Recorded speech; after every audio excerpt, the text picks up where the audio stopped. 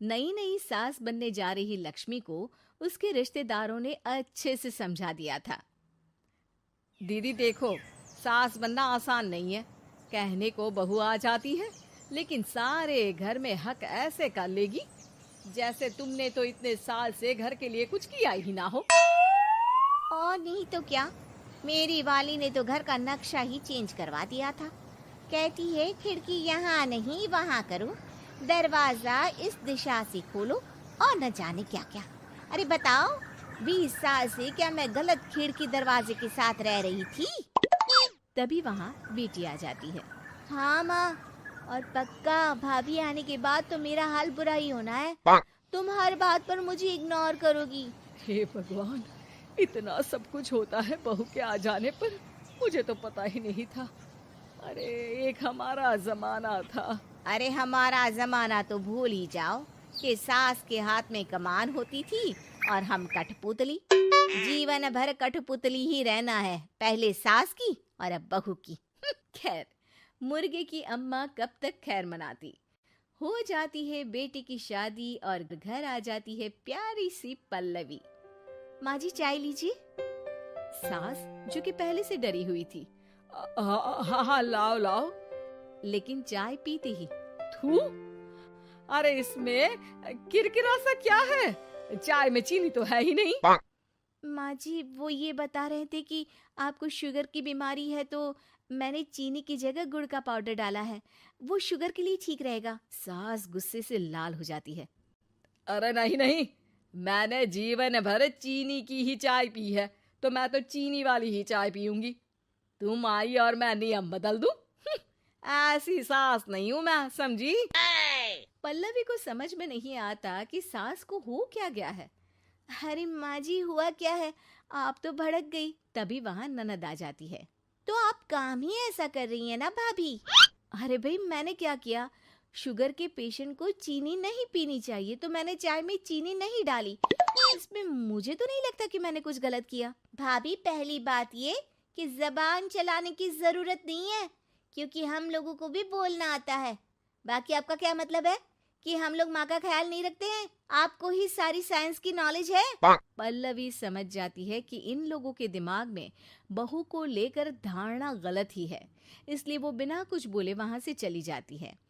थोड़े दिनों बाद जब पल्लवी ड्राइंग रूम के पर्दे बदल रही थी, पंछी पन्नू उड़ती फिरूं मस्त गगन में, आज मैं आजाद हूँ दुनिया के चमन में। वाह जी वाह, आजाद होना तो अच्छी बात है, लेकिन हम लोग भी गुलाम नहीं है। ये पर्दे किससे पूछकर बदले जा रहे हैं, जरा बताओगी? अरे सासू माँ, जब से आई हूँ सोच रही थी कि पर्दे ठीक नहीं है। पता है पर्दे इतने हल्के हैं कि दिन में बाहर से पूरा घर दिखता है, लोग झांकते हुए रास्ते से निकलते हैं, ये मुझे अच्छा नहीं लगता है।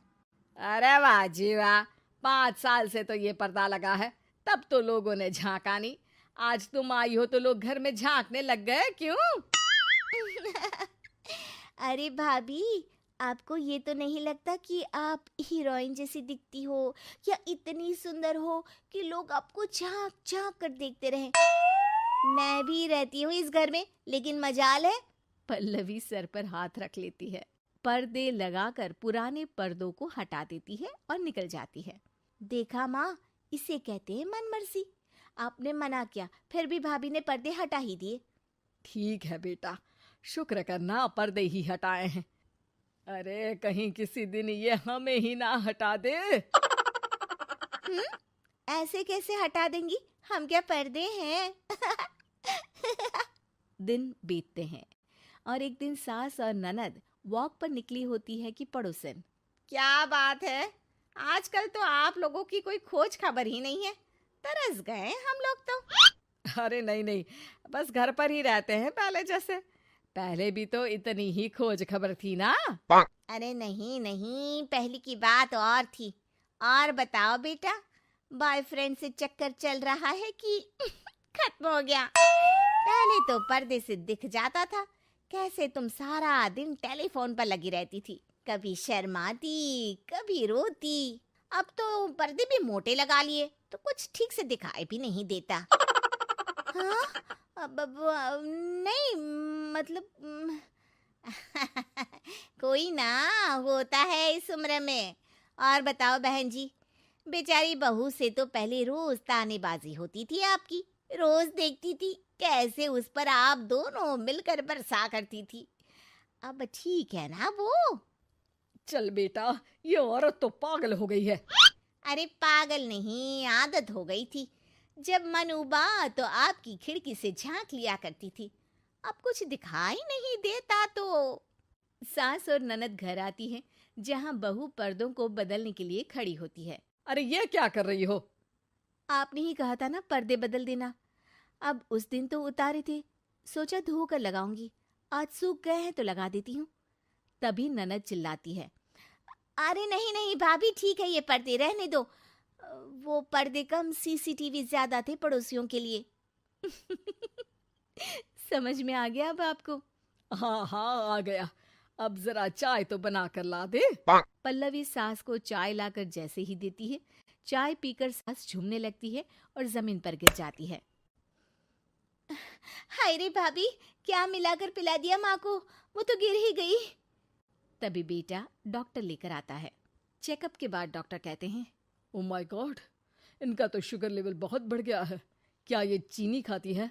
हाँ डॉक्टर साहब, मैंने कई बार इनको चीनी की चाय और मीठा के लिए मना किया, लेकिन ये मानती ही नहीं। माँ को कुछ होगा तो नहीं ना? वो ठीक तो हो जाएंगी ना? अरे बहू की बात नहीं मानती तो क्या बेटी की भी नहीं मानती है ये? बेटा, आप नहीं रोकती अपनी माँ को चीनी की चाय और मीठा खाने से? बेटी क्या बोलती, उसे वो दिन याद आ जाते हैं जब उसने भाभी को इस बात के लिए भला बुरा सुनाया था।